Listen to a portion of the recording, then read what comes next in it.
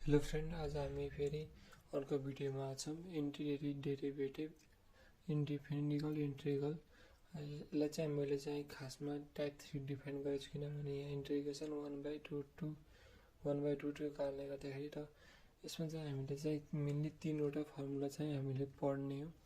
र फर्स्टमा चाहिँ हामीले चाहिँ integration 1/a² minus x² dx भनेको sine inverse x/a plus c, र अर्को चाहिँ integration 1/√x² minus a² dx equals to ln x plus x²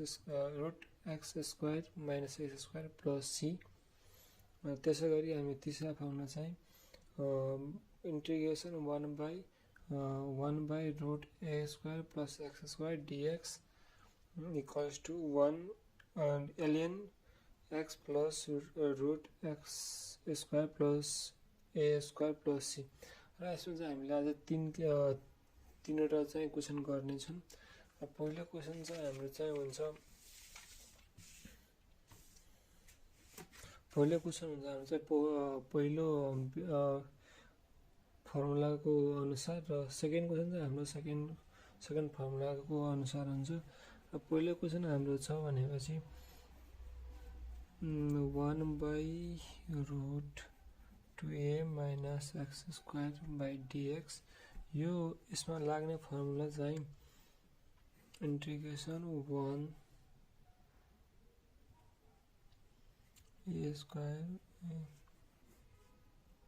direct यसमा चाहिँ हामीले फर्मुला युज गर्न सकिन्छ। यो फर्मुला यसमा चाहिँ लाग्ने हो। र अब यसको हामीले सोल्युसन गरौँ।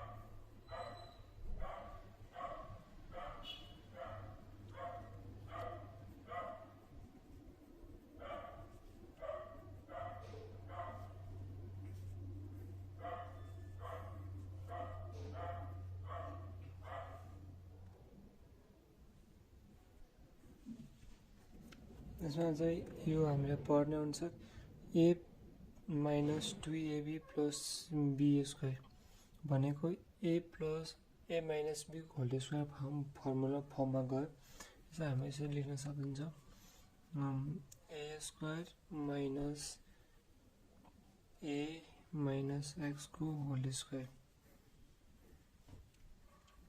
dx। डाइरेक्ट हाम्रो यो अनि यो टर्म र यो भनेको यो एक टर्म भयो, त्यही भएर हामीले के गर्नु पर्यो, डाइरेक्ट फर्मुला लगाउँदा पनि हुन्छ। अब योभन्दा अगाडि केही उपाय नै छैन, त्यही भएर साइन एक्स भनेको minus a minus x/a plus c। यो हाम्रो टाइप क्वेसन नम्बर 1 छ। त्यसै गरी हामी क्वेसन नम्बर 2 मा जान्छौँ। र क्वेसन नम्बर 2 मा चाहिँ हाम्रो 1/x² plus x minus 2 dx।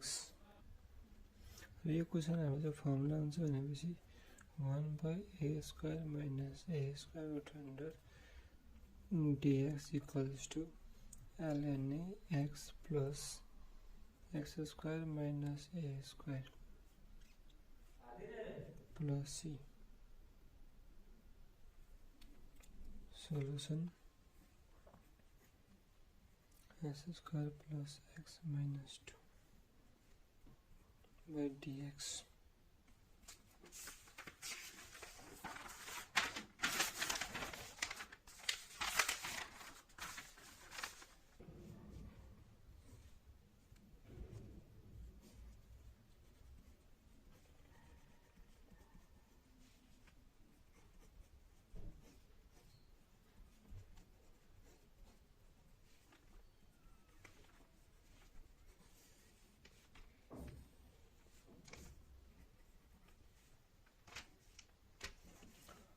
अब यसलाई हामीले सिम्प्लिफाई गरे अब यसको पनि हामीले ए स्क्वायर फर्ममा लगाउनु पर्यो।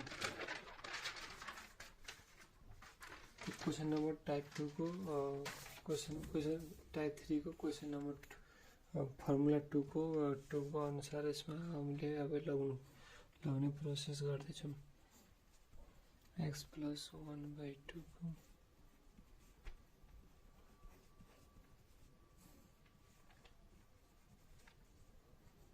आइसक्यो x² - a²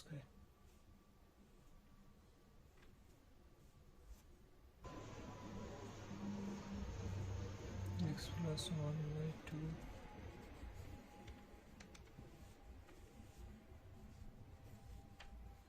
plus x + 1/2 को होल स्क्वायर माइनस 3/2 को स्क्वायर प्लस c। अब यसलाई हामीले सिम्प्लिफाई गरौँ। यसलाई त्यो गर्दाखेरि 2x + 1/2 हुन्छ प्लस र यसलाई हामीले छुट्याउँदाखेरि चाहिँ हाम्रो क्वेसनमा जे छ यसमा यहाँ पनि त्यही नै हुन्छ।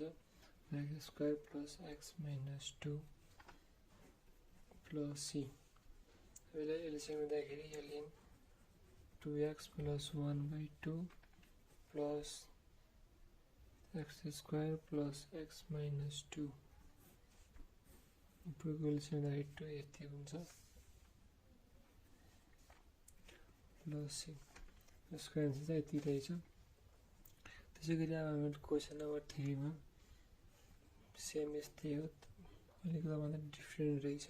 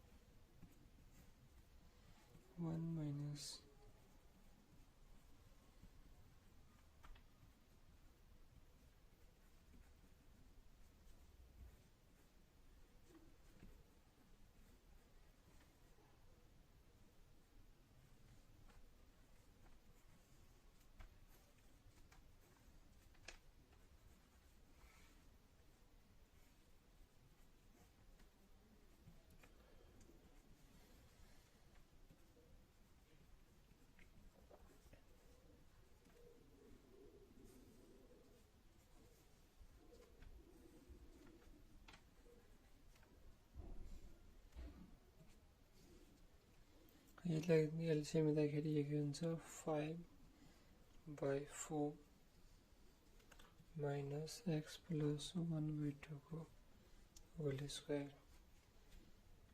dx।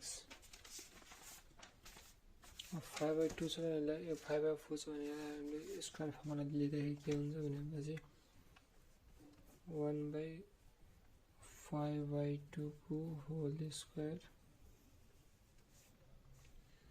माइनस x plus 1/2 को होल स्क्वायर बाई dx। अब पहिलाको जस्तै फर्मुलामा भयो। अब डाइरेक्ट हामीले के गर्नु पर्यो, अब यसमा चाहिँ हाम्रो डाइरेक्ट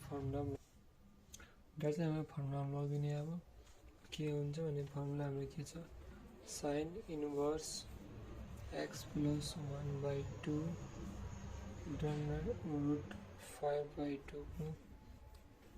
अब यो एलसिएम गर्दाखेरि यो के हुन्छ भनेपछि साइन इन्भर्स 2x plus 1/2 /√5/2 यो 2 काटिन्छ प्लस c। देयरफोर के हुन्छ भनेपछि